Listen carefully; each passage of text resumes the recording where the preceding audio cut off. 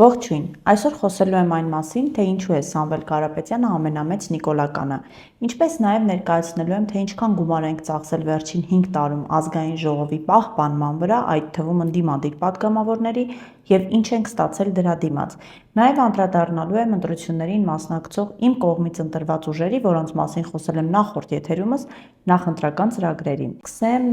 ինձ համար ամենակարևոր նորությունից, այսինքն քեֆ ուրախություններ են, եթե թողնում ենք մի կողմ, իրականում այս շաբաթվա մեջ տեղի ունեցավ ընդդիմադիր դաշտում մեկ կարևոր նորություն, դա այն էր, որ Գարեգին II-ը այցելեց Սամվել Կարապետյանին, որից հետո Մայր Աթոռը հայտարարություն տարածեց, որում ասվում էր, որ նորին մեծությունը Էջմիածնի օրհնությունն է բերել Սամվել Կարապետյանին։ Այս այցը ես իրականում գնահատում եմ բավականին ռիսկային, ինչու, որովհետև եթե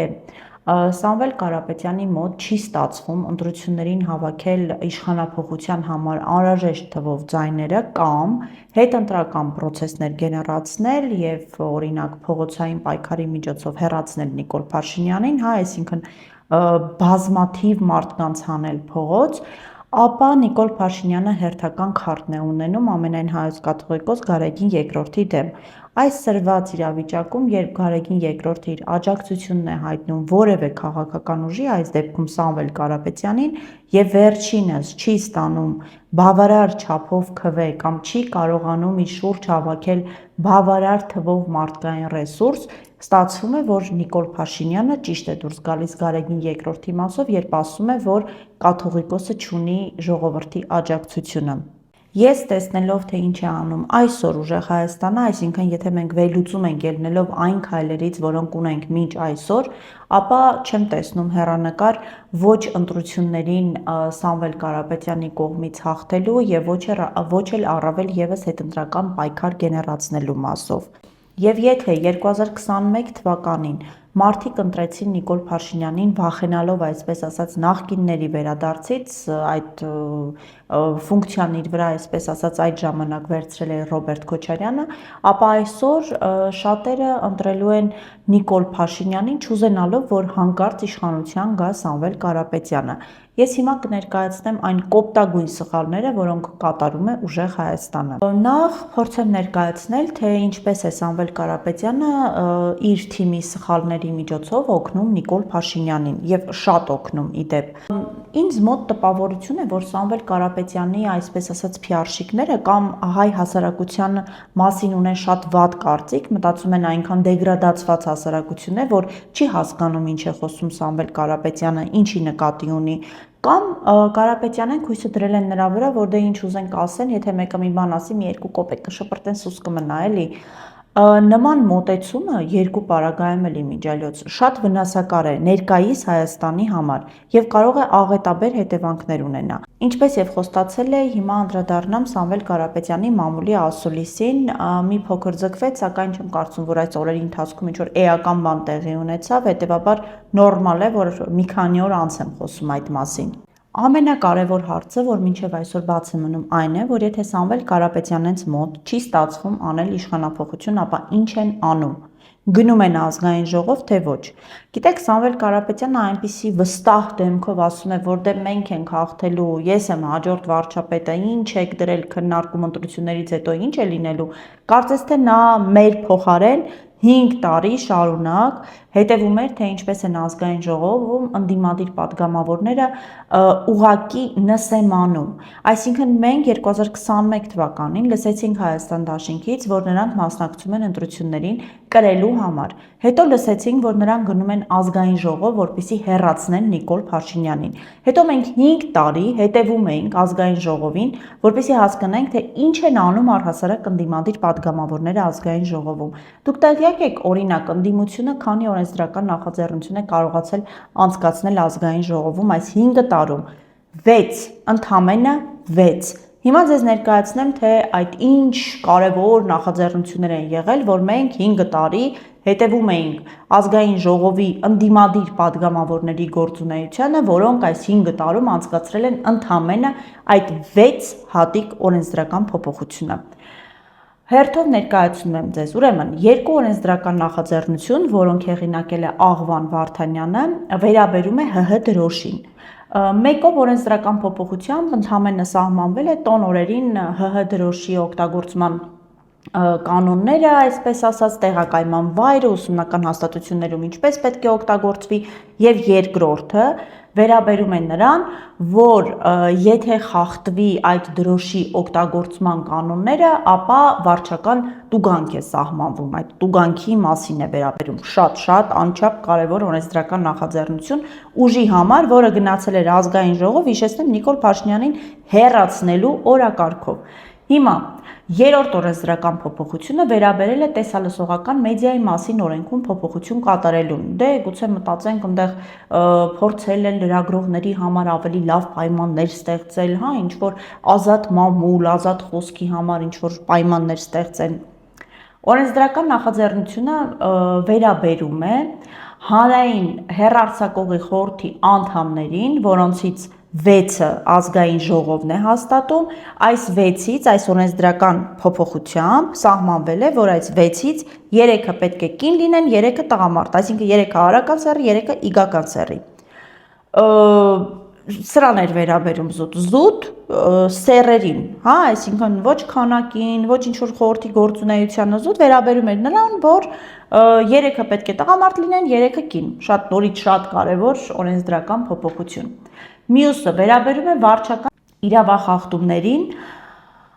ըստ փոփոխության ավելացվել է պետության կողմից հատուկ պահպանվող բնական օբյեկտների պահպանության կանոնները եւ ռեժիմը խախտելու համար սահմանված տուգանքի չափը եւ առանց շրջակա միջավայրի վրա ազդեցության փորձաքննական դրական եզրակացության գործունեության իրականացնելու համար նախատեսված տուգանքի չափը։ Այսինքն մեր ընդդիմադիր падգամավորները հաջորդ օրենսդրական նախաձեռնությամբ ինչ որ խախտման դեպքում տուգանքի չափն են ավելացրել։ Եվ ամենակարևոր օրենսդրական նախաձեռնությունը, որը հեղինակել են իմիջիայլոց 28 ընդդիմադիր падգամավոր, վերաբերել է Հայաստան համահայկական հիմնադրամի կողմից հավաքագրված եւ Հայաստանի Հանրապետության պետական բյուջե փոխանցված միջոցների օգտագործումը ուսումնասիրող ազգային ժողովի քննիչ հանձնաժողովի անդամների թիվը սահմանելուն։ Այսինքն այս մարդիկ 28 հոգով ընդհանրապես որոշել են, թե այդ հանձնաժողովը քանի անդամից պետք է բաղկացած լինի։ Սահմանվել է, որ պետք է բաղկացած լինի 11 անդամից։ Հրաշալի է հարգելիներս։ 5 տարում մեր ընդդիմադիր падգամավորները այս 6 օրենսդրական նախաձեռնությունն են հեղինակել։ Առհասարակ այս գումարման ազգային ժողովը բավականին տխուր վիճակում էր, սակայն եթե ՔՊ-ի պարագայում հասկանալի է, այսինքն իշխանական կուսակցություն է եւ նրանք հիմնականում հաստատել են կառավարության կողմից բերված օրենքները, ապա ընդդիմադիր падգամավորների դեպքում անհասկանալի է, թե նրանք ազգային ժողովում ինչ են արել։ Այսինքն եթե ընդհանրապես ընդունել են այս 6 օրենսդրական նախաձեռնությունը փաստացի ոչ մի բանի մասին, եթե չեն կարողացել խանգարել քաղաքացիական պայմանագիր կուսակցությանը որևէ օրենսդրական նախաձեռնություն անցկացնելու հարցում, չեն կարողացել որևէ գործունեություն ծավալել Նիկոլ Փաշինյանին հեռացնելու մասով, հետեւաբար հարց է առաջանում, ինչ էին անում ազգային ժողովում։ Հիմա եկեք միասին հասկանանք, թե ինչքան գումար ենք ծախսել մենք 2021-ից 2026 թվականը ազգային ժողովի պահպանման վրա։ Որպեսզի արդար լինի, ես 2021 եւ 2026 թվականի բյուջեները կիսել եմ, հա, հաշվի առնելով, որ ընտրությունները հունիսին են, եկեք նայենք թվերին։ Ուրեմն 5 տարում ազգային ժողովի պահպանման վրա մենք ծախսել ենք 30 միլիարդ 829 միլիոն 396.616 դրամ, որը մոտավորապես կազմում է 84 միլիոն ԱՄՆ դոլար։ Ինչ է ստացվում, այսինքն մենք պահել ենք խորհրդարան 84 միլիոն դոլար փող ենք ծախսել մի խորհրդարանի վրա, որը իր գործունեության 5 տարում հաստատել է կառավարության բերած 2159 օրենսդրական նախաձեռնություն եւ փոփոխություն եւ ազգային ժողովը ինքը ընդունել է, այսինքն հիմնականում իշխանական падգամավորները, որովհետեւ արդեն հիշում եք, ընդդիմադիրները 6 օրենսդրական նախաձեռնություն էին բերել եւ անցկացրել եւ 265 օրենսդրական նախաձեռնություն էլ անցկացվել է իշխանական падգամավորների կողմից։ Այսինքն այս մարմինը 84 միլիոն դոլար փող ենք մենք ծախսել խորհրդարանական երկրում, որը մի խորհրդարանի վրա, որը ընդհանրապես հաստատել է կառավարության բերած օրենքները։ Իշխանական կուսակցության պարագայում ելի եմ կրկնում, սա լրիվ նորմալ է։ Խնդիրը ընդդիմության մեջ է։ Հիմա եկեք հասկանանք, թե ինչքան գումար ենք ծախսել այդ ընդդիմադիր падգամավորների ազգային ժողովում գոյության վրա, հա? Նայում ենք, ուրեմն շատ կոպիտ հաշվարկ եմ արել, հա, պարգևավճարները եւ այլ օգուտները, բոնուսները չեմ հաշվարկել, վերցրել եմ ընդամենը ֆիքսված աշխատավարձը 661,000 դրամ, ամսական աշխատավարձ, որը ստանում է падգամավորը, եւ դրան գումարել եմ 250,000 դրամ, որը տրվում է падգամավորական ծախսերի համար։ Իհարկե, ես օրինակ չեմ կարողանում հասկանամ եւ չգիտեմ, արդյոք կա ինչ-որ մի վերահսկման մեխանիզմ, որով օրինակ վերահսկվում է, թե այդ ամսական 250,000 դրամը падգամավորը ինչի վրա է ծախսում, ինչ падգամավորական ծախսերի մասին է խոսքը։ Ինչևէ, ստացվում է ամսական 911,000 ՀՀ դրամ յուրաքանչյուր падգամավորին մաքուր աշխատավարձ, այսինքն աշխատավարձ գումարած այդ падգամավորական ծախսերի համար գումարը։ Պարգևավճարները չեն մտնում այս թվի մեջ, խնդրում եմ սա ֆիքսեք։ Հիմա եթե մենք հաշվում ենք, այսինքն սրա մեջ չի մտնում անձնական վարորդ, վառելիքի ծախս, ճամփորդություններ, չի մտնում։ Միայն զուտ մաքուր չոր աշխատավարձը եւ падգամավորական ծախսերի գումարը։ Հիմա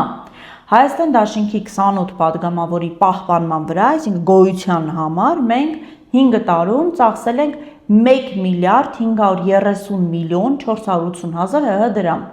մոտավորապես 4,170,000 ԱՄՆ դոլար։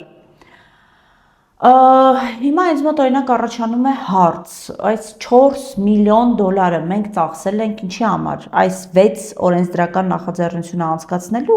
քանի որ այլ գործունեություն փաստացի այս 5 տարում այդ ընդդիմադիր խմբակցությունները, թե պատիվ ունեմը, թե Հայաստան Դաշինքը ինչ են արել։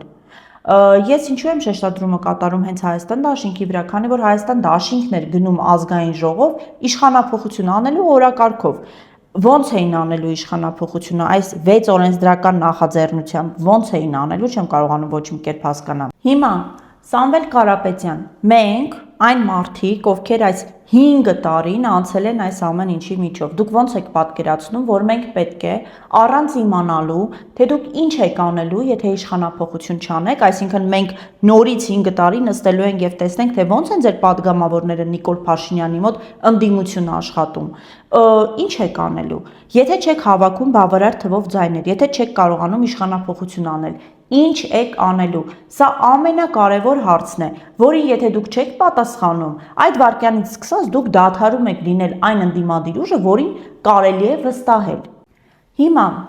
ձեր ուժի ամենաաղետալի թեզերից մեկը։ Դուք ասում եք, որ եթե մենք հավաքենք բավարար թվով ձայներ, ապա մենք սահմանադրության մեջ փոփոխություն կանենք, որպեսզի Սամվել Կարապետյանը իրավունք ստանա դառնալ ՀՀ վարչապետ։ Պարոն Կարապետյան, դուք առաջարկում եք մի բան, ինչը ուղղակի աղետալի է Հայաստանի համար։ Դուք ընտրվում եք Հայաստանի Հանրապետության վարչապետ, ոչ թե թագավոր, որ օրինակ ցմահ մնաք այդ գահի վրա, ձեր մահից հետո էլ օրինակ այդ գահը կտակեք ձեր որդուն։ Այսինքն դուք չեք կարող կանխատեսել ձեր վարչապետությունից հետո ուրիշ ով կարող է հավակնել ՀՀ վարչապետի պաշտոնին։ Հետևաբար, եթե դուք փոխում եք սահմանադրության այդ կետը, դա նշանակում է, որ օրինակ Թուրքիայում ապրող ինչ-որ մի հայ, հա, շատ հանգիստ կարող է գալ եւ Հայաստանում վարչապետ դառնալու հավակնություններ ներկայացնել եւ դառնալ։ Կարող է չէ՞ օրինակ Թուրքիայում լինել ինչ-որ մեկը, թեկուզ հայի անուն ազգանունով, ով ձեզանից ավելի շատ փող ունի, եւ այս պարագայում, եթե մենք այլևս օրենսդրական արգելք չունենք, ապա նա շատ հանգիստ կարող է գալ եւ Հայաստանում վարչապետ դառնալ։ Սա նշանակում է, որ կամ դուք ի սկզբանե խաբում եք ժողովրդին, այսինքն գիտեք, որ չեք հավաքելու բավարար թվով ձայներ եւ չեք հասնելու այդ սահմանադրական կետի փոփոխությանը, այլ գնալու եք Նիկոլ Փաշինյանի մոտ ընդդիմադիր աշխատեք։ Երկրորդ, դուք գիտեք, որ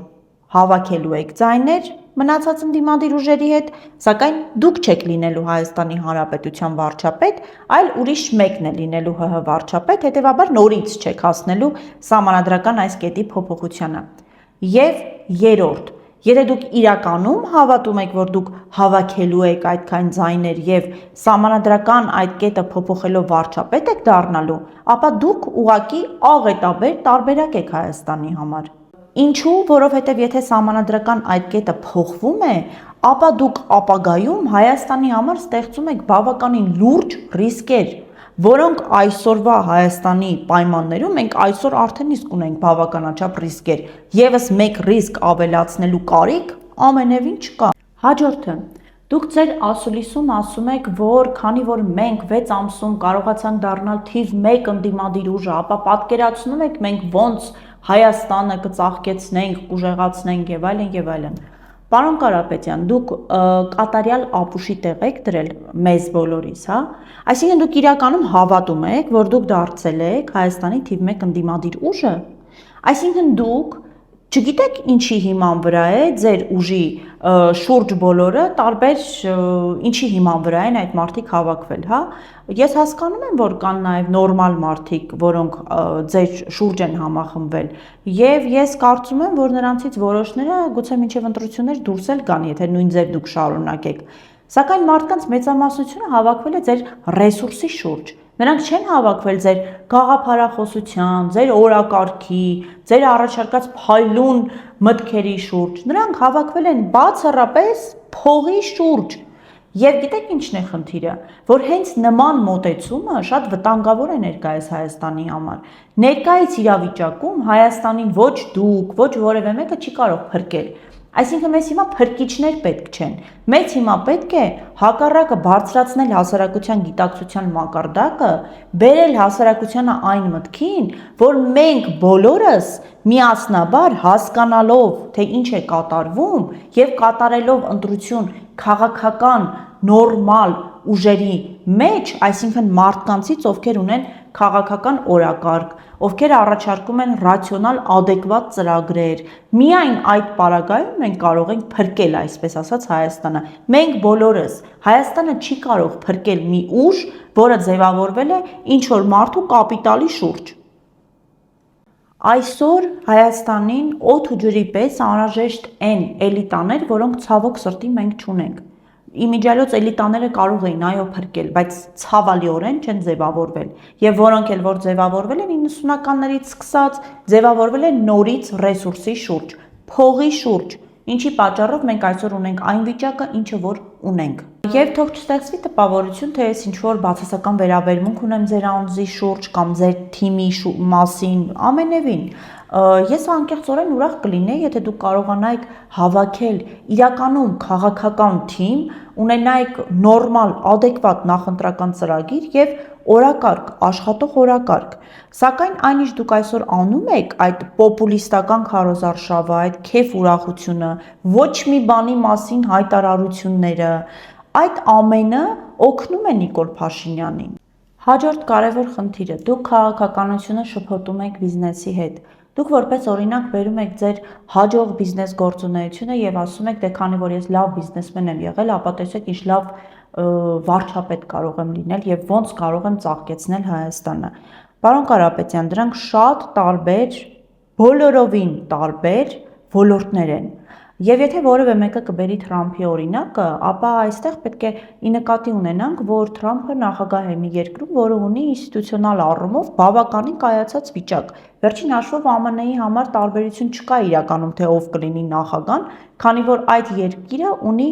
մի քանի տարի, տասնամյակներ անգամ առաջ մշակված ռազմավարություն, օրակարգ եւ նախագահը առանձնապես ազդեցություն չի կարող ունենալ այդ ռազմավարության վրա։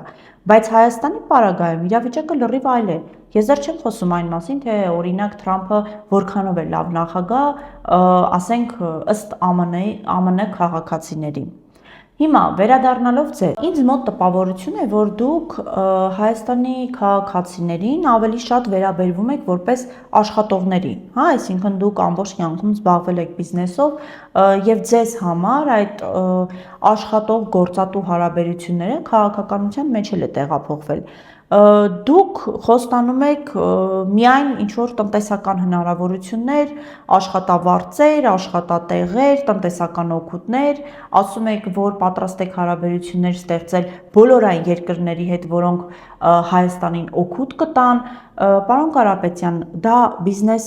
տրամաբանություն է, այսինքն բիզնեսի մեջ է, որ մենք առաջնորդվում ենք օգուտի տրամաբանությամբ։ քաղաքականության մեջ եւ պետական կառավարման մեջ որևէ պարագայում չի կարող առաջին տեղում լինել օգուտը։ Նիկոլ Փաշինյանի մոտ էլ է այդպես իդեպ, այսինքն Նիկոլ Փաշինյանը ասում է, որ Ադրբեջանից բենզին կներմուծենք, Թուրքիայի հետ սահմանները կբացենք, տնտեսական օգուտներ կունենանք։ Նիկոլ Փաշինյանի հետ հայ հասարակության խնդիրը ո՞րն է։ Խնդիրը տնտեսական քաղաքականությունը չէ ամենևին, քանի որ Նիկոլ Փաշինյանն էլ է ասում, եկեք հարաբերություններ հաստատենք բոլոր այն երկրների հետ, որոնցից օգուտներ ունենք։ Դուք էլ եք նույնը ասում։ Հիմա ձեր տարբերությունը ո՞րն է։ Վերջո դուք դեռ վարչապետ չդարձած արդեն հարաբերություններ հասցրեցիք փչացնել օրինակ Ֆրանսիայի հետ, որ Մակրոնը զասոս դրեց։ Սա ինչ խոսույթ է։ Դուք իրոք կարծում եք, որ ներկայիս Հայաստանում մենք նման քաղաքական խոսույթի կարիք ունենք։ Դուք եկել եք մտել եք մի դաշտ, Նիկոլ Փաշինյանի դաշտ, որտեղ ինքը անմրցելի է, այսինքն այդ տաշի-տուշիները, պոպուլիստական ելույթները, դա Նիկոլ Փաշինյանի օրակարգն է։ Դուք այնտեղ ուղղակի չեք կարող իրեն հաղթել։ Ինքը այդ ոլորտում անմրցելի է։ Դուք եկել եք եւ ուզում եք իրեն հաղթել մի վայրում, որտեղ ինքը գերազանց առաջադիմությամբ արդեն մի քանի տարի է առաջ է գնում։ Կամ դուք հայտարարում եք, թե Հայաստանը պետք է ունենա ուժեղ խաղաղություն, մենք չենք կարող ունենալ մեկ երաշխավոր, մի քանի երաշխավորներ են պետք, սակայն չեք մանրամասնում ոնց։ Նորից կենացային մակարդակում ինչ-որ խոստումներ եք տալիս, այսինքն դուք ուզում եք, որպեսզի մենք հաշվի առնելով այն, որ դուք շատ փող ունեք, Ռուսաստանում երկար տարիներ զբաղվել եք բիզնեսով եւ հաջող եք զբաղվել, հաշվի առնելով միայն դա, հավատանք, որ դուք ինչ-որ կախարդական փայտիկ ունեք, գալու եք փայտիկով մի հատ սենց անեք եւ ամեն ինչ լինի։ Հակառակ պարագայում ուղղակի պետք է ներկայացնեք ճանապարհային քարտեզ, կետերով հիմնավոր կերպով ասեք ոնց եք անելու, այդ ճանապարհը ցույց տաք։ Եթե ուղղակի պետք է դուք հայտարարեք, մենք էլ հավատանք ձեզ, որովհետև դուք շատ փող ունեք, կներեք արդեն սպառվել է հավատալու ժամկետը, հասկանում եք, այսինքն հայ հասարակությունը մանավանդ վերջին տարիներին այլևս սպառել է այդ կրեդիտները, որ կարող է ուղղակի մարդուն հավատալ, քանի որ նրա նկատմամբ օրինակ ունի դրական վերաբերմունք։ Կամ ասում եք, որ գաք իշխանության այլևս անօրինական կաշառք չի լինելու։ Այսինքն ինչ օրինական կաշառք է լինելու։ Գուցե բացատրեք մեզ չոլիգարխներից հասկանանք այդ ո՞րն է այդ օրինական կաշառքը։ Մունաթով հայտարարում եք, որ դուք, որ իշխանության բերեցիք այդ փոքրիկ շանտաժիստին, դուք ով, պարոն Կարապետյան, դուք եք բերել իշխանության, հասկանում եք։ Այսինքն դուք Նիկոլ Փաշինյանին բերել եք իշխանության, բավարար չի, 2021-ին հետը հանդիպել եք, ինչ-որ բաներ եք պայմանավորվել, ձեր թիմակիցները մինչև 2025 թվականը, նաև 2025 թվականին ֆինանսավորել են ՔՊ-ին, հիմա դուք եկել եք, մեկը ինձ, ով 2018 թվականից պայքարել է Նիկոլ Փաշինյանի դեմ, ասում եք, որ դուք բերեցիք Նիկոլ Փաշինյանին, եւ ուզում եք, որ ես լուրջ վերաբերվեմ, լուրջ, աբսուրդ է, չէ՞։ Կամ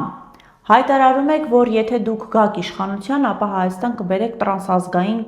կորպորացիաների, հիմնադրամների, ներդրումներ եւ այլն եւ այլն։ Հիմա ինձ մոտ հարց է առաջանում, եթե դուք այդ հնարավորությունը ունեք,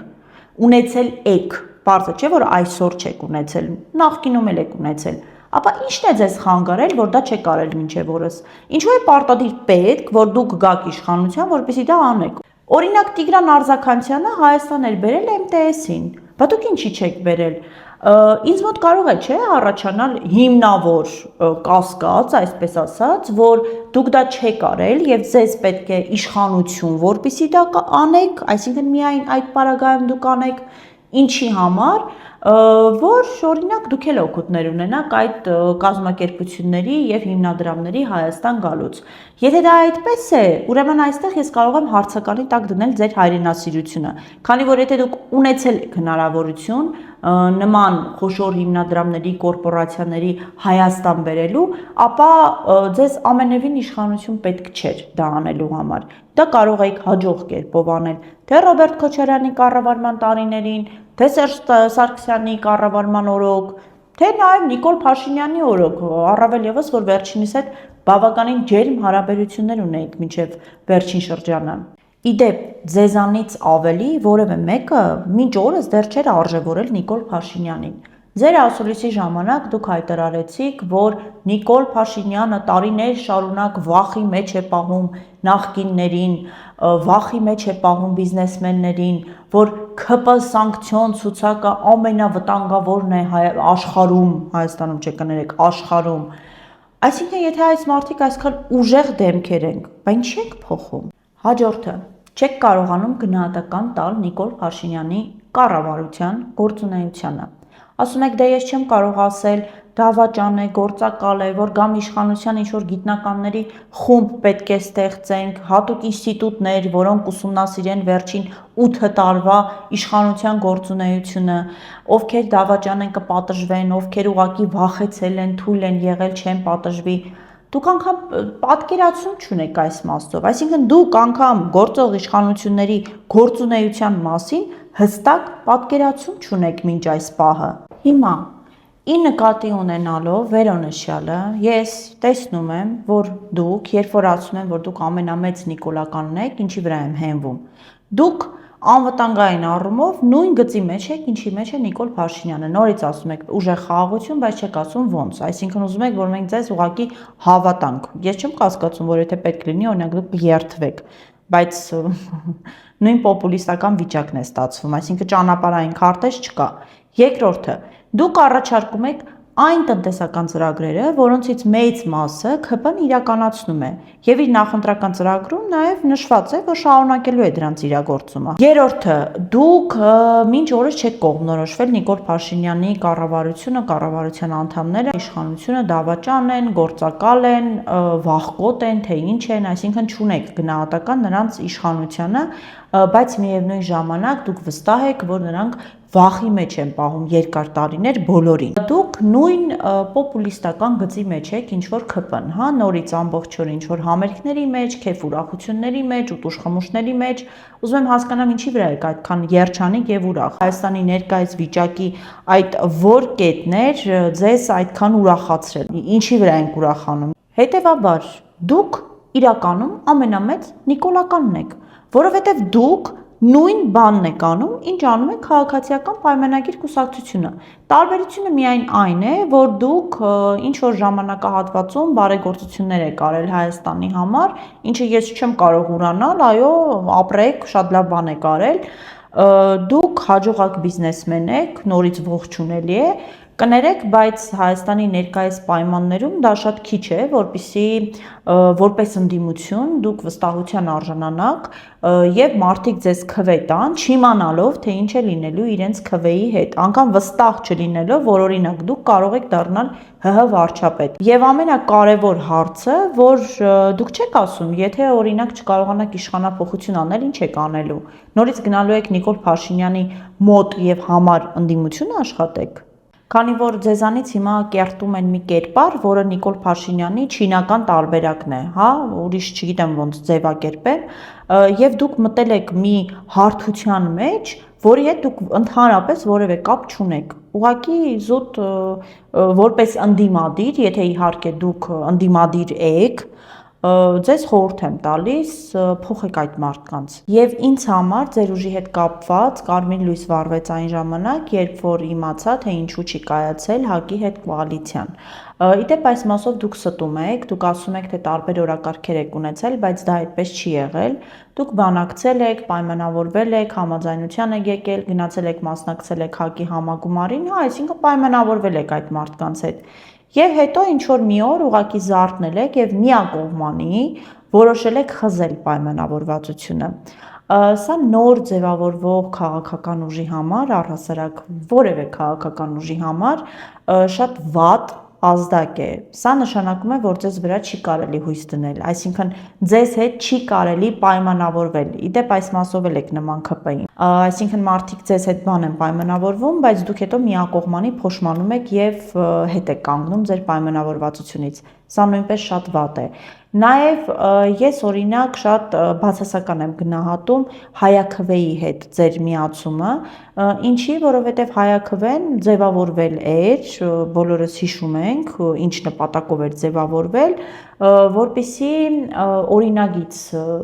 ներկայացնի, որով առաջարկում էր քրեականացնել Արցախը այլ պետության կազմում ճանաչելը։ Մենք գիտենք, որ դա տեղի ունեցավ, Արցախը Նիկոլ Փաշինյանը ճանաչեց այլ պետության կազմում, այսինքն հայաքվեն, ինչի համար որ ձևավորվել էր, այլևս անիմաստ էր դառնում, եւ այդ պահից սկսած այդ կառույցը հայտարարեց, որ այսուհետ այսօրվանից նրանք սկսելու են ներքաղաքական ինչ-որ նոր օրակարգ ձևավորել։ Սա նույնպես քաղաքական ուժի մասին պատկերացում կազմելու որոշակի գործոն է, հա, այսինքն մարդը ի սկզբանե ինչ-որ նպատակի համար է ձևավորվել, այդ նպատակը չի իրականացրել եւ հետո երբ որ չի կարողացել իրականացնել, ինչ-որ անիմաստ բաներով է զբաղված եղել, դե քանի որ ձևավորվել է, որոշել է դե լավ, դե հիմա էլ ուրիշ բանով կզբաղվենք։ Չի լինում այդպես ուղղակի, դա շատ անլուրջ է եւ նաեւ անլրջացնում է բոլոր այն ուժերին, որոնք կարող են համագործակցել վերջինիս հետ։ Գիտեք, ես չեմ ուզում որևէ մեկի քաղաքական գործունեությունը քննադատել, ինչով ուզում են կարող են զբաղվել, բայց այս իրավիճակում, այսինքն եթե դա լիներ այլ պայմաններում, ոչ այսօրվա Հայաստանի պայմաններում, գուցե անդրադառնալու կարիք էլ չլիներ, բայց ներկայիս պայմաններում եւ դուք եկել եք եւ իշխանապողության հայտ եք ներկայացնում եւ ձեզ հռչակել եք թիվ 1 ընդդիմադիր ուժ, ապա պետք է կարողանանք համապատասխանել ձեր այդ ներկայացրած հայտին։ Այսօրվա իրավիճակում դուք ոչ միայն չեք համապատասխանում, այլ դուք ամեն կերպ օգնում եք Նիկոլ Փաշինյանին։ Եվ նաև ինձ մոտ հարց է առաջանում, թե օրինակ ինչու դուք հայաքվեի հետ որևէ խնդիր չեք ունեցել, բայց ՀԱԿ-ի հետ խնդիր եք ունեցել։ Գիտեք, ես մտածում եմ, գուցե ՀԱԿ-ը շատ լուրջ է եղել ձեզ համար, ինչ որ քաղաքական տեքստերով են խոսել, ավելի բարդ հայերենով են խոսել եւ դե մտածել եք, լավ, դե ինչներս են պետք, մեկա հենա փողը կտանք, ինչ կուզեն կանենք, էլի։ Կներեք, բայց ինձ մոտ այդ պատկերացումն է ձեր ուժի մասով եւ շատ ցավով եմ ասում, որովհետեւ ես իրականում կուզեի, որ դուք կարողանայիք իրոք լինել թիվ 1 ընդդիմադիր ուժը։ Հիմա անցնեմ ընտրություններին մասնակցող կուսակցությունների նախընտրական ծրագրերին, հիշեցնեմ, որ ես անդրադառնալու եմ 8 կուսակցության, նախորդ եթերումս նշել էի, թե որոնք են լինելու այդ կուսակցությունները, եւ եթե ընթացքում կհայտնվեն այլ կուսակցություններ, որոնք կծավալեն հետաքրքիր քարոզչություն, ապա նրանց նույնպես կընդգրկեմ։ Սկսեմ ՔՊ-ից։ Դե գիտեք, ՔՊ ծրագրի առանցքում խաղաղության պահպանումն է, այսպես ասած, իհարկե անհասկանալի է, թե ինչ խաղաղություն պետք է պահպանենք, քանի որ այս պահի դրությամբ մենք դեռևս չունենք կայուն խաղաղություն, որ մի հատ էլ մտածենք դրա պահպանման մասին։ Հաջորդ շեշտադրումը ՔՊ-ն անում է ապաշրջափակման վրա, հիմնականում Հայաստանի եւ Թուրքիայի սահմանի բացման մասին է խոսքը։ ՔՊ-ն մեջ շեշտադրում է անում նաեւ կրթական ոլորտի վրա, նոր դպրոցներ, մանկապարտեզներ, առողջապահական ոլորտի վրա, առողջապահության ապահովագրություն եւ ինչպես նաեւ տնտեսական տարբեր ծրագրեր, ներդրումներ,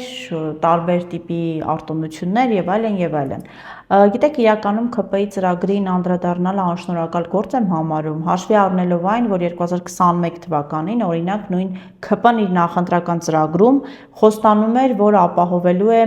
Արցախի հայության անվտանգությունը, որ ապահովելու է Արցախի հայության ինքնորոշման իրավունքը, միջազգային ատյաններում այդ մասով բավականին լուրջ գործունեություն է ծավալելու։ Իդեպ 2021 թվականի ՔՊ-ի նախընտրական ծրագրում Արցախ բառը հիշատակված էր 38 անգամ։ Այնինչ 2026 թվականի նախընտրական ծրագրում անգամ մեկ անգամ Արցախ բառ գոյություն չունի։ Այլ երկրում ես կարծում եմ, որ ինչ որ այլ հասարակությունում, իմ պատկերացրած նորմալ երկրում նման իշխանությունը, որը նախընտրական ծրագրում խոստացել էր մի բան եւ արել էր լրիվ հակառակը, նվազագույնը 10 տարի նման կուսակցությանը մոտ չէին թողնի իշխանության։ Բայց Հայաստանի պարագայում, երբ մենք ունենք ռեսուրսներ ունեցող ընդդիմադիր ուժեր, ովքեր ջանք ու եռանդ չեն խնայում ՔՊ-ին օգնելու հարցում, ես կարծում եմ, որ այս ընտրություններում էլ ՔՊ-ն կհավաքի իրեն անհրաժեշտ ձայները եւ կդառնա իշխանություն, նույնիսկ այն պարագայում, եթե օրինակ նախընտրական ծրագրի փոխարեն մի հատ մաքուր A4 թուղթ ներկայացնեին։ Հաջորդը Հայաստան դաշինքն է, Ռոբերտ Քոչարյանը, ով հիշում ենք 2021 թվականին խոստացավ, որ գալու է ազգային ժողով, որպեսզի հեռացնի Նիկոլ Փաշինյանին, Այսօր 2026 թվականին մասնակցում են ընտրություններին, խոստանում են տնտեսական բարեփոխումներ, սոցիալական բավականին լավ ծրագրեր են առաջարկում հասարակությանը, հիշում են Ռոբերտ Քոչարյանի կառավարման տարիներին ինչքան լավ տնտեսական փոփոխություններ եղան, Հայաստանը զարգանում էր,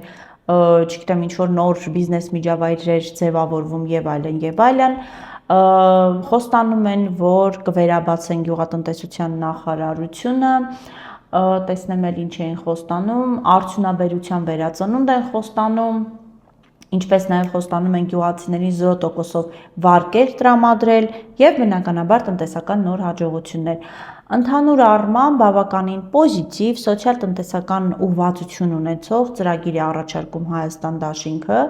եթե չլիներ վստահության խնդիրը կարելի էր դիտարկել, սակայն մի փոքրիկ հարց կա, 2021 թվականին այս ուժին մարդիկ վստահեցին, ուղարկեցին ազգային ժողով, որպեսզի այս ուժը հեռացնի Նիկոլ Փաշինյանին, եւ երբ 2026 թվականին այս ուժը նորից մասնակցում է ընտրություններին Նիկոլ Փաշինյանի ղեկավարման օրոք, արդեն բնականաբար հարցեր են առաջանում եւ վստահության խնդիր։ ԲՀԿ հաջորդը Բարգավաճ Հայաստան կուսակցություն, Գագիկ Ծառուկյան։ Գագիկ Ծառուկյանը ՔՊ-ի խաղաղությանը հակադրում է այն,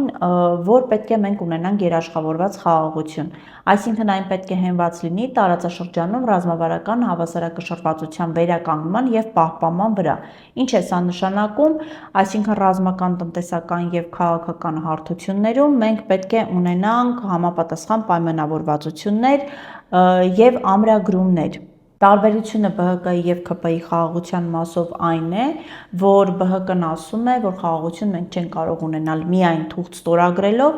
այլ նաեւ պետք է կոնկրետ ուժային դիվանագիտական եւ տնտեսական երաշխիքներ ունենանք, ինչը բավականին իմիջիալոց adekvat է, մնում է հասկանալ, թե ինչպես դա պետք է տեղի ունենա։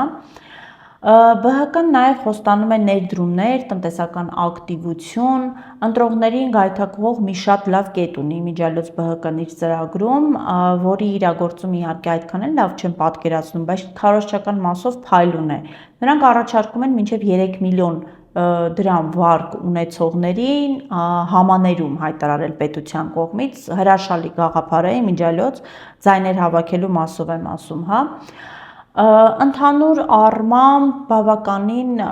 լավ ծրագիր է այն իմաստով, որ եթե նկատի ունենանք, որ Բարգավաճ Հայաստանը այս ընտրություններում մասնակցում է ի սկզբանե իմանալով, որ ընդդիմություն է լինելու, այսինքն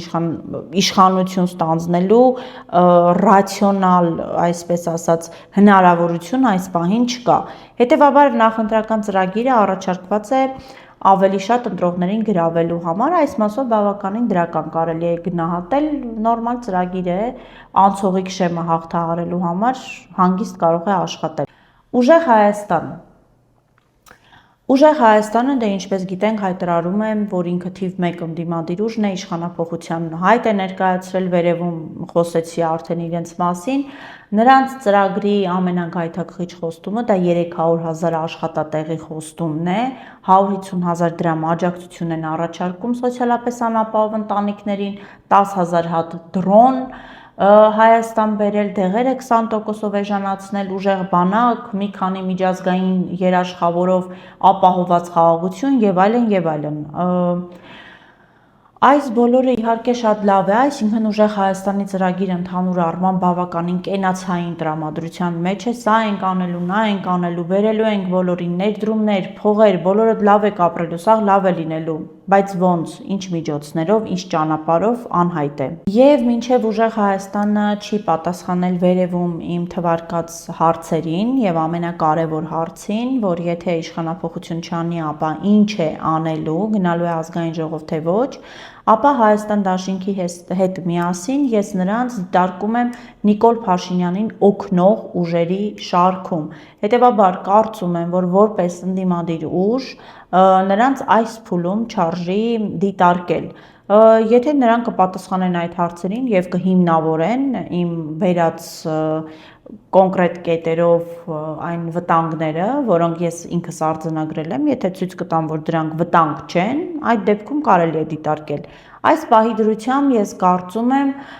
որ որպես ընդդիմություն ազգային ժողով կարելի է ուղարկել շատ ավելի գիտակից, գրագետ, քաղաքականապես կայացած ուժերին։ Միասնության թևեր Արման Թաթոյանի կուսակցությունը իմիջիալոց բավականին պրոֆեսիոնալ նախընտրական ծրագիր է ներկայացրել, մանրամասն բոլոր ոլորտներին անդրադարձ կա նախընտրական ծրագրում անվտանգությունից սկսած մինչև Արցախի եւ Հայաստանի քաղաքացիների իրավունքների համար միջազգային իրավական պայքարը։ Միասնության թևերը խոստանում է նաև աղքատության 40%-ի կրճատում 10 տարում, համընդհանուր անվճար բուժօգնություն, գիտելիքահենք տնտեսություն, տեխնոլոգիական բանակ։ Ծրագիրը ընդհանուր առմամբ բավականին լավն է, բավականին գրագետ է ձևակերպված, սակայն նորից պոպուլիստական է, այսինքն նշված չի ինչ միջոցներով, ինչ ճանապարհով, որտեղից ենք այդ ֆինանսական միջոցները հայթայթելու, բայց եթե նկատի ունենանք, որ Արման Թաթոյանը նորից անցողիկ շեմը հաղթահարելու խնդիր ունի, այսինքն նրան զուտ պետք են ձայները անցողիկ շեմը հաղթահարելու եւ ԱԺ մտնելու համար, այս առումով ընտրողներին բավականին գրավող ծրագիր է ներկայացված, նորմալ է ընդհանուր առմամբ։ ՀԱԿ Հայ ազգային կոնգրես։ Իդեպ ՀԱԿ-ի ներկայացրած ծրագիրը ինձ ամենաշատը դուր եկավ, քանի որ այս մարդիկ մաքսիմալ ռացիոնալ են, առաջարկում են այն, ինչ հնարավոր է անել, չկա կենացային վիճակ, այսինքն չկան խոստումներ, որ հեսա կգանք, Հայաստանը դրախտի կվերածենք, միլիարդներով ներդրումներ կբերենք, բոլորին փող կտանք, բոլորի հարցերը կլուծենք, շատ ռացիոնալ, ադեկվատ ծրագիր է ներկայացված։ Ինչ է առաջարկում ՀԱԿ-ը։ Իդեպ ինձ ամենաշատը դուր եկավ այն, որ առաջարկում են ջրային ռեսուրսների կառավարման նախարարություն ստեղծել, ինչու եմ սա առանձնահատուկ շեշտում, քանի որ սա նշանակում է, որ այս կուսակցությունը հետևում է առհասարակ համաշխարհային տենդենսներին, հասկանում է, օրինակ, աշխարհում ինչ ռեսուրսների անհրաժեշտություն կա, ինչ ռեսուրսն է այս պահին կարևոր,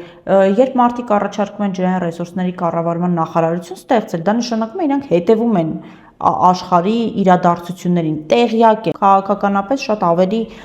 հասուն են, այսպես ասած։ Շատ հետաքրքիր էր նաև 3+BRICS մոտեցումը ՀԱԿ-ի, որով առաջարկում են Հայաստանը դարձնել տրանսպորտային հանգույց։ Հայաստան-Իրան երկաթուղու վրա նույնպես շեշտադրում է անում ՀԱԿ-ը, որը նույնպես լավ առաջարկ է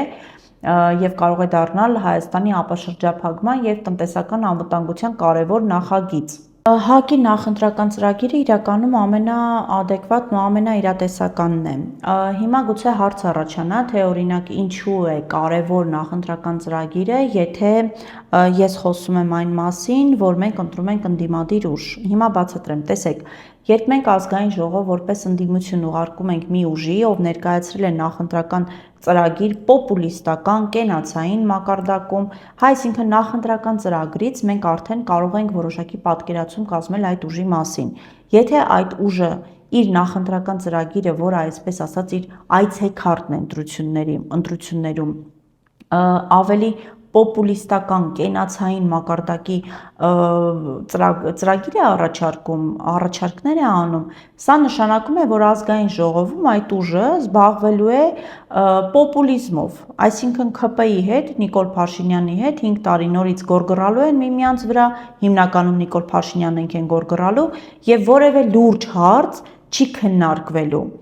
Ինչու եմ ես օրինակ ՀԱԿ-ին դիտարկում որպես ուժ, որը կարող է հայտնվել ազգային ժողովում եւ լինել բավականին արդյունավետ ընդդիմադիր ուժ, քանի որ առաջին այս մարդիկ իրականում քաղաքականապես բավականին հասուն են, գրագետ են, որևէ պարագայում նրանք կոալիցիա չեն կազմի Նիկոլ Փաշինյանի հետ։ Նրանք ունեն մի հատ շատ կարևոր առավելություն, նրանք ուղղն ու ծուծով ճանաչում են Նիկոլ Փաշինյանին, գիտեն նրա ուժեղ եւ թույլ կողմերը։ Հաջորդը, նրանց հնարավոր չի ճնշել, քանի որ նրանք չունեն խոշոր կապիտալ, նրանք չունեն լուրջ մեծ ռեսուրսներ, որոնց վրա ազդելով նրանց հնարավոր կլինի ճնշել։ Եվ նրանք ունակ են ազգային ժողովում բարձրացնել լուրջ հարցեր եւ ստիպել ՔՊ-ին պատասխանել այդ հարցերին։ Այսինքն, եթե մինչ այս մենք ընդդիմադիր падգամավորների մասով հիմնականում խնդիր ունեինք, որ ինչ որ հարց էին բարձրացնում եւ ՔՊ-ականները թալանչիներ, նախկիններ եւ այլն գոռգռում էին, ՀԱԿ-ի պարագայում դա չի աշխատելու։ Եվ ՀԱԿ-ը հենց այն ուժն է, որից կարող է քաղաքացիական պայմանագիրը վախենալ։ Ուժ, որը պոպուլիստ չէ, որը գրագետ է, քաղաքականապես շատ հասուն է, ճանաչում է Նիկոլ Փաշինյանին շատ լավ, ունի խնդիր Նիկոլ Փաշինյանի հետ, կախվածություն չունի որևէ ձևով, հետևաբար սա հենց այն ուժն է, որը կարող է որպես ընդդիմություն ճնշել Նիկոլ Փաշինյանին ազգային ժողովում, այնինչ մեզ պետք է այս փուլում։ Եվ նաև դիտարկենք այն տարբերակը, որ օրինակ, եթե ընդդիմադիր ուժերը հավաքեն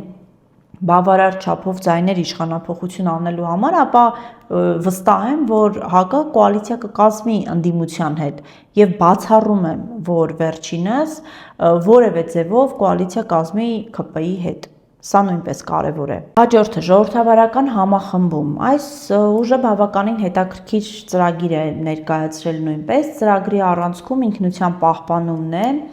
առաջարկում է կառուցել հայկական պետություն։ Այս կուսակցության նախընտրական ծրագիրը առանձնանում է մյուսներից ազգային ինքնության, ազգային էլիտայի, սփյուռքի եւ հայկական պետության բովանդակության շեշտադրումով։ Բայց ծրագիրը ավելի շատ նման է մանիֆեստի, հա, չկան ինչ-որ հստակ թվեր, ժամկետներ, ճանապարհային քարտեզ, ոնց են իրագործելու, խնդիր ունի ռացիոնալության մասով, գաղափարային առումով բավականին լավն է, նորից եմ ասում, եւ տարբերվում է մնացած ուժերի ներկայացրած ծրագրերից, սակայն ժողովրդավարական համախմբում ուժին նույնպես կարելի է դիտարկել եւ եթե օրինակ այս ընտրություններում նախընտրական քարոզարշավի ժամանակ ես չգիտեմ նրանք ինչպես կդրսևորեն իրենց, եթե այս ընտրություններում օրինակ նրանց մոտ չստացվի, ապա հետագայի համար որպես քաղաքական ուժ կարելի է դիտարկել, քանի որ բավականին հետաքրքիր են։ Բայց եթե նախընտրական քարոզարշավի ընթացքում բավականաչափ աշխատեն, ապա կարծում եմ հնարավորություն կունենան նաև այս ընտրություններով ԱԺ մտնել որպես ընդդիմություն։ Շնորհապետական կուսակցություն, սա Գուրգեն Սիմոնյանի կուսակցությունն է, այս կուսակցությունը առաջարկում է անվտանգության համակարգի ամբողջական փոփոխություն, սոցիալ-տնտեսական մասով էլ առաջարկում են համակարգային փոփոխություններ, հարկային եւ մաքսային արտոնություններ են առաջարկում հիմնված Սինգապուրի, Էստոնիայի եւ ԱՄՆ-ի փորձի վրա, արդյունաբերական պոտենցիալի վերականգնում, իդեպ շատ լավ գաղափար են առաջարկում իրենց ծրագրով հարկային արձակուրդի տրամադրում, ինչը բավականին հետաքրքիր է, նրանք նաև ունեն ընդգծված հակառուսական դիրքորոշում եւ տպավորություն է, որ ավելի շատ խնդիր ունեն ներկայիս Ռուսաստանի ղեկավարության հետ, այլ ոչ թե Ռուսաստան պետության հետ, եւ նրանք առաջարկում են դուրս գալ ԱՊՀ-ից, ՀԱՊԿ-ից, ՀԱՏՄ-ից, ինչը մի փոքր խնդրահարույց է, քանի որ եթե այլ ընտրանքային տարբերակ չունենք, օրինակ դուրս գանք ինչ անենք, ինչևէ, նրանք առաջարկում են պաշտոնապես հայց ներկայացնել ԵՄ մտնելու համար։ Իդեպ գաղափարական առումով նույնպես բավականին հետաքրքիր կուսակցություն է, նրանք ավանդական մոտեցումներով առաջարկում են ավելի ազատ տնտեսական միջավայր, հա, ավանդական մոտեցումներ բավականին ունեն, գաղափարական առումով նույնպես վատը չեն։ Ընդհանուր առմամբ, որպես ընդդիմադիր ուժ վատ տարբերակ չեն եւ եթե օրինակ դուք ունեք այդ հակառուսականությունը եւ ուզում եք անպայման ինչ-որ հակառուսական ուժի տալ ձեր ձայնը, ապա կարող եք դիտարկել Շնորհապետական կուսակցությանը, քանի որ նրանք թե գաղափարային առումով, թե նախընտրական ծրագրային մասով որպես ընդդիմադիր ուժ ազգային ժողովում կարող են օգտակար լինել։ Իհարկե դեռ բավականին ժամանակ կա եւ ես ինքս էլ շարունակելու եմ դեռ ուսումնասիրել, բավականին բան ունեմ ուսումնասիրելու ոլորտային մասով, որպեսզի ձեզ էլ ներկայացնեմ ավելի մանրամասն այս ուժերի նախընտրական ծրագրերը, փորձենք համեմատել միմյանց հետ, ես խնդրում եմ մի նկատի ունեցեք, որ նախընտրական ծրագիրը շատ կարևոր է, քանի որ մենք այդտեղից պատկերացում ենք կազմում քաղաքական ուժի գրագիտության մասին, նրանց գաղափարների մասին, այդտեղից մենք հասկանում ենք արդյոք այս ուժը պոպուլիստական է, ի սկզբանե ցանկանում է մեզ խաբել, թե ուզում է համագործակցել ժողովրդի մեր հետ, հետևաբար շատ կարևոր է նշանակություն տալ նախընտրական ծրագրերին։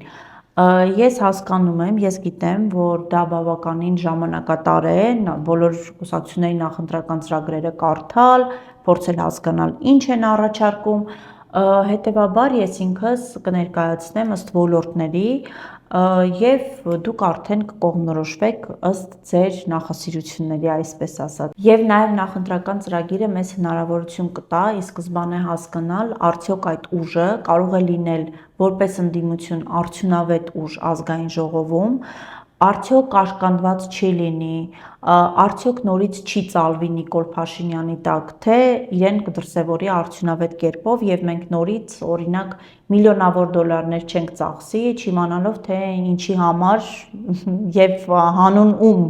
Այսօր այսքանը, հաջորդ եթերում ես կխոսեմ նաև այն մասին, բացի կուսակցությունների ներկայացրած ծրագրերից, կխոսեմ նաև այն մասին, թե ինչու է շատ վտանգավոր ձեր եւ ձեր երեխաների համար նախընտրական կաշառք վերցնելը, ինչպես 100-200 հազար դրամի դիմաց, օրինակ, դուք 100 միլիոնավոր դոլարների օգուտ եք տալիս հենց այն ուժին, որը կաշառք է բաժանում, եւ ինչպես եք դուք այդ կաշառքով խեղում, վտանգում ձեր եւ ձեր երեխաների գոյությունը։ Այսօր այսքանը, կհանդիպենք։